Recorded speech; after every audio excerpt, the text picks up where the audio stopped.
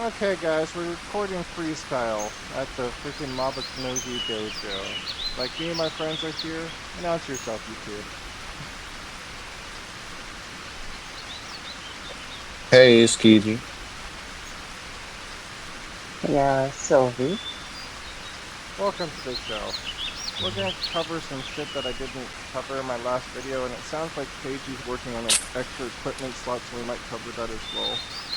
Like, there's one thing that I do want to cover that's super important.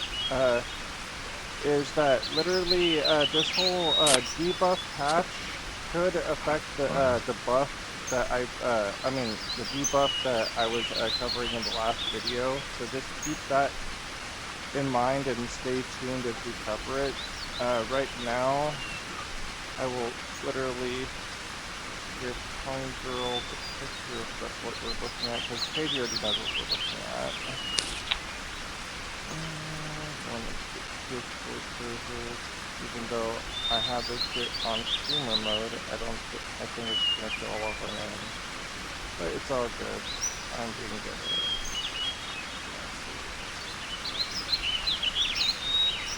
There we go. So they're gonna be grouping up the debuffs and gonna be changing them up. That way, like for instance, like Death Mark and Support Shot and the debuff for Scythe are all gonna be in the same category. So like if you use one before the other, it will basically make it so the other ones won't work, or it will be going based off of which one is the strongest. So just keep that in mind. Now that I covered that card effect on the freaking ego does by 20%, the one thing I forgot to cover in my last video, which is in my astrology, was my celestial conjunction. I'll cover the cards as well first, that way we can get them fresh. But my Hands of Destiny is the Wheel of Fortune because it has a chance to double the card effect by 6%, I believe. When it copies the other card's effect, it can sometimes double it.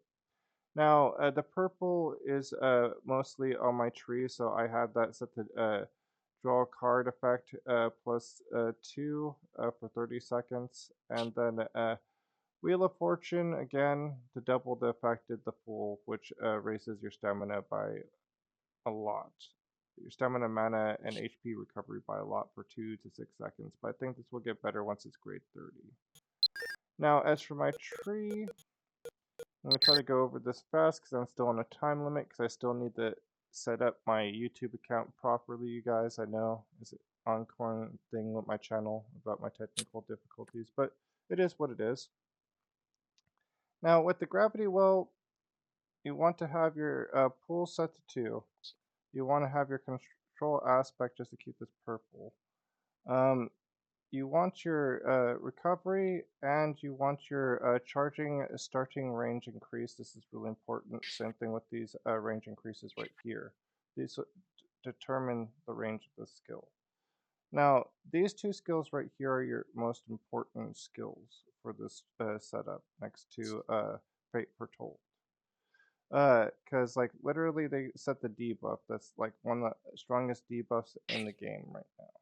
Like what you want to have this thing set up to is lowers enemies defense and protection. This works for magic defense and magic protection as well. Um, you want to have that maxed out. Now, with this setup, you can get away with having range 1 and pool 1. You don't have to have it bigger on this. Now, you want to have your recovery on this as well as your. This part is optional. Like, you don't have to have it set up like this. Like, there's for instance, there's one in the blue where you had to have damage on this, so you'd have to sacrifice these two for offense. I believe it would be. Let's see, where is it? Additional attack. You'd activate additional attack with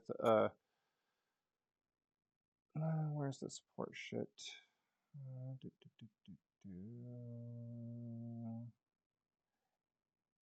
enemy takes boosted damage. After this, the next strike will literally do 5% extra damage after Veil. That's not bad.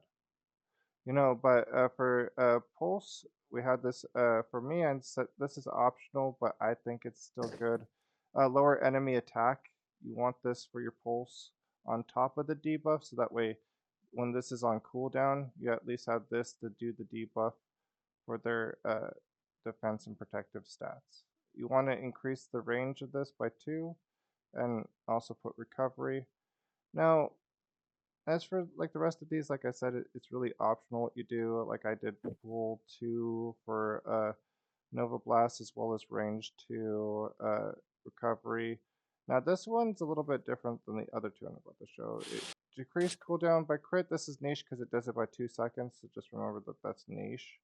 Now I put fortune aspect, so it'd be yellow for the card activation because I use this and this to activate most of my cards, and the rest in purple will activate that card draw plus 2 that I showed you earlier in the video.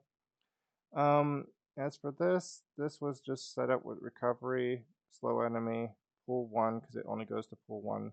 Then it has decreased cooldown on crit. You got quick recovery, that's the difference, and control aspect to make it purple, and you want that width up.